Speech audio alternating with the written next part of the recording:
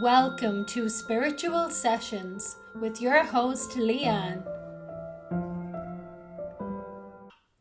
Hello pals, and welcome back to another episode. It's wonderful to have you back again. In last week's episode we covered chapter 3 of the Kybalion, and that chapter was called Mental Transmutation. And what it really went into was how the entire universe is mental. Everything is constructed in the mind. The mind is the all. So in this chapter, in this podcast episode or YouTube episode, what we will be covering is the next chapter, and this is chapter 4, and the name of it is The All.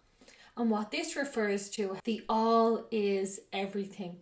So in many sacred scriptures, in different religions, in different backgrounds, in different pieces of history and stories, and when we're referring to how to describe existence itself, it's often described as the all, all, the everything. And this chapter goes into more detail about what the all is and how this ties in with mental transmutation from the last episode. So really exciting stuff. We're getting into the secrets of the universe here. And this book is the Kybalion by the 3 initiates. So without further ado, let's get into the reading and we can discuss it a little bit more later. As I did with the previous book, which was the Emerald Tablets of Thoth, or the Ancient Tablets of Thoth, the Atlantean.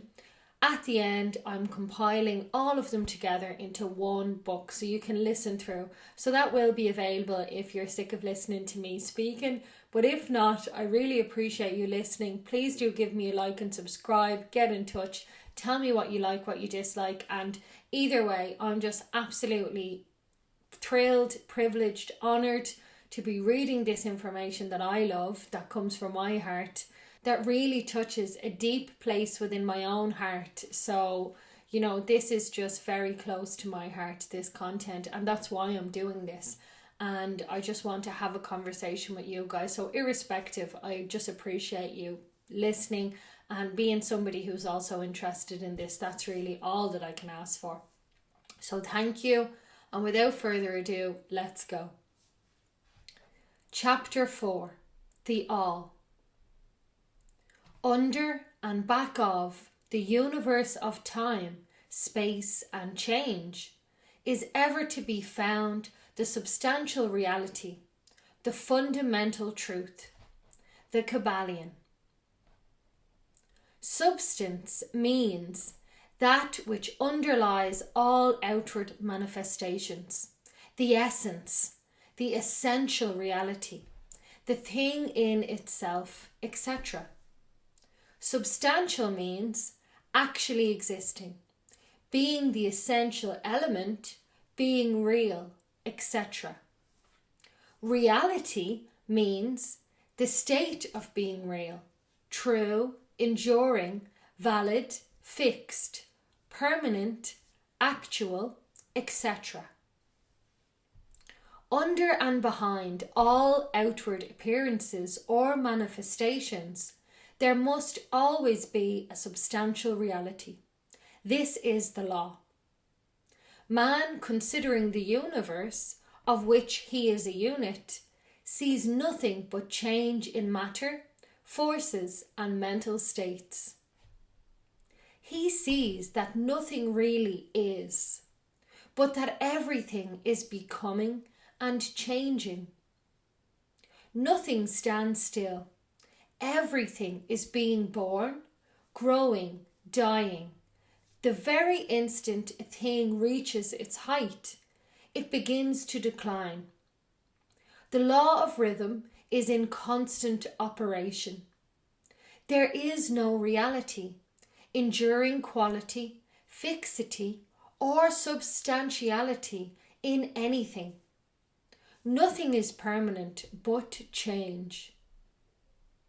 He sees all things evolving from other things and resolving into other things. Constant action and reaction, inflow and outflow, building up and tearing down, creation and destruction, birth, growth, and death.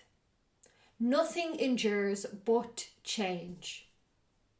And if he be a thinking man, he realizes that all of these changing things must be but outward appearances or manifestations of some underlying power or some substantial reality. All thinkers in all lands and in all times have assumed the necessity for postulating the existence of this substantial reality. All philosophies worthy of the name have been based upon this thought. Men have given to this substantial reality many names. Some have called it by the term of deity under many titles. Others have called it the infinite and eternal energy. Others have tried to call it matter, but all have acknowledged its existence. It is self-evident, it needs no argument. In these lessons, we have followed the example of some of the world's greatest thinkers, both ancient and modern. The Hermetic masters have called this underlying power, this substantial reality, by the Hermetic name of the All, which term we consider the most comprehensive of the many terms applied by man to that which transcends names and terms. We accept and teach the view of the great Hermetic thinkers of all times, as well as those of illumined souls who have reached higher planes of being, both of whom assert that the inner nature of the All is unknowable. This must be so, for naught by the All itself can comprehend its own nature and being. The Hermeticists believe and teach that the All in itself is and must ever be unknowable. They regard all the theories, guesses, and speculations of the theologians and metaphysicians regarding the inner nature of the All as but the childish efforts of moral minds to grasp the secret of the infinite. Such efforts have always failed and will always fail, from the very nature of the task. One pursuing such inquiries travels around and around in the labyrinth of thought until he is lost to all sane reasoning, action or conduct, and is utterly unfitted for the work of life. He is like the squirrel, which frantically runs around and around the circling treadmill wheel of his cage, travelling ever and yet reaching nowhere. At the end, a prisoner still, and standing just where he started. And still more presumptuous are those who attempt to ascribe to the All the personalities, qualities, properties, characteristics, and attributes of themselves, ascribing to the All the human emotions, feelings, and characteristics, even down to the pettiest of qualities of mankind, such as jealousy, susceptibility to flattery and praise, desire for offerings and worship, and all of the other survivals from the days of the childhood of the race. Such ideas are not worthy of grown men and women, and are rapidly being discarded. At this point, it may be proper for me to state that we make a distinction between religion and theology, between philosophy and metaphysics. Religion to us means that the institutional realization of the existence of the all.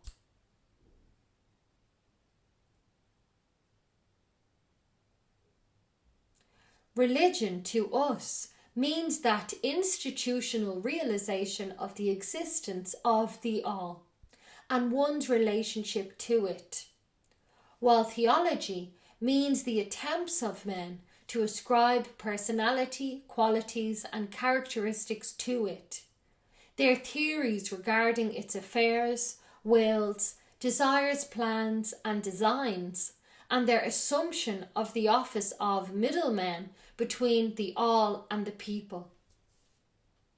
Philosophy to us means the inquiry after knowledge of things knowable and thinkable, while metaphysics means the attempt to carry the inquiry over and beyond the boundaries and into the regions unknowable and unthinkable, and with the same tendency as that of theology.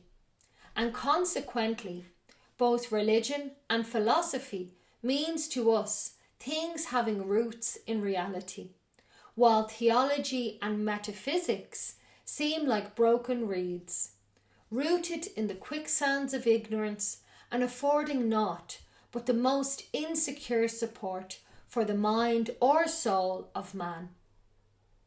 We do not insist our students upon accepting these definitions. We mention them merely to show our position. At any rate, you shall hear very little about theology and metaphysics in these lessons. But while the essential nature of the all is unknowable, there are certain truths connected with its existence which the human mind finds itself compelled to accept. And an examination of these reports form a proper subject of inquiry, particularly as they agree with the reports of the illumined on higher planes. And to this inquiry we now invite you. That which is the fundamental truth, the substantial reality, is beyond true naming, but the wise men call it the all, the Kybalion. In its essence, the all is unknowable, the Kybalion. But the report of reason must be hospitably received and treated with respect, the Kybalion. The human reason, whose reports we must accept so long as we think at all, informs us as following regarding the all, and that without attempting to remove the veil of the unknowable. 1. The all must be all that really is. There can be nothing existing outside of the all, else the all would not be the all. 2. The all must be infinite, for there is nothing else to define, confine, bound, limit, or restrict the all.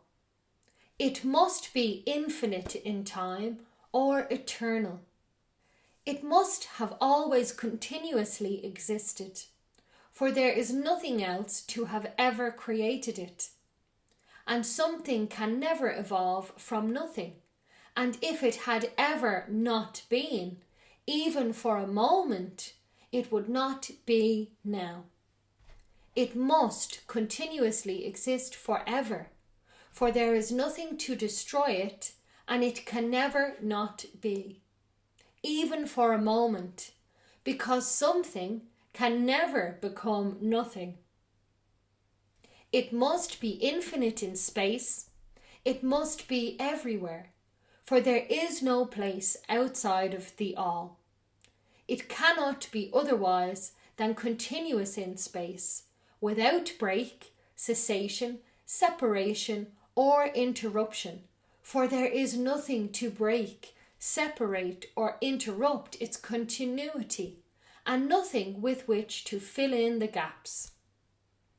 It must be infinite in power, or absolute, for there is nothing to limit, restrict, restrain, confine, disturb, or condition it. It is subject to no other power, for there is no other power. 3. The all must be immutable, or not subject to change in its real nature, for there is nothing to work changes upon it, nothing into which it could change, nor from which it could have changed. It cannot be added to, nor subtracted from, increased nor diminished, nor become greater or lesser in any respect whatsoever. It must have always been and must always remain just what it is now, the all. There has never been, is not now, and never will be anything else into which it can change. The all, being infinite, absolute, eternal, and unchangeable, it must follow that anything finite, changeable, fleeting, and conditioned cannot be the all. And as there is nothing outside of the all, in reality then, any and all such finite things must be as nothing in reality. Now do not become befogged nor frightened. We are not trying to lead you into the Christian Science field under the cover of Hermetic philosophy. There is a reconciliation of this apparently contradictory state of affairs. Be patient. We will reach it in time. We see around us that which is called matter, which forms the physical foundation for all forms. Is the all merely matter? Not at all. Matter cannot manifest life or mind. And as life and mind are manifested in the universe, the all cannot be matter. For nothing rises higher than its own source.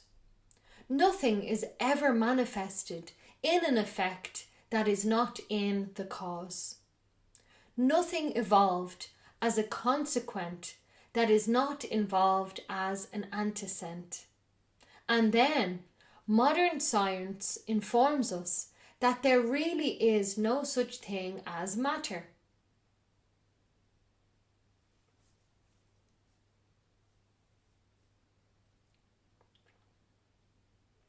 And then modern science informs us that there is really no such thing as matter. That what we call matter is merely interrupted energy or force. That is, energy or force at a low rate of vibration. As a recent writer has said, matter has melted into mystery. Even material science has abandoned the theory of matter and now rests on the basis of energy. Then is the all mere energy or force? Not energy or force as the materialists use the terms, for their energy and force are blind, mechanical things, devoid of life or mind. Life and mind can never evolve from blind energy or force, for the reason given a moment ago. Nothing can rise higher than its source. Nothing is evolved unless it is involved. Nothing manifests in the effect unless it is in the cause. And so the all cannot be mere energy or force. For, if it were, then there would be no such things as life and mind in existence. And we know better than that, for we are alive and using mind to consider this very question. And so are those who claim that energy or force is everything. What is there then higher than matter or energy that we know to be existent in the universe? Life and mind. Life and mind in all their varying degrees of unfoldment. Then, you ask, do you mean to tell us that the all is life and mind? Yes and no is our answer. If you mean that life and mind, as we poor petty mortals know them, we say no, the all is not that. But what kind of life and mind do you mean, you ask? The answer is living mind, as far above that which mortals know by those words, as life and mind are higher than mechanical forces, or matter, infinite living mind, as compared to the finite life and mind. We mean that which illumined souls mean when they reverently pronounce the word spirit. The all is infinite living mind. The illumined call it spirit. Thank you for joining me on another episode, guys. Isn't it just wonderful? So now we're finding out that really everything in existence is the mind, and everything in existence really is spirit.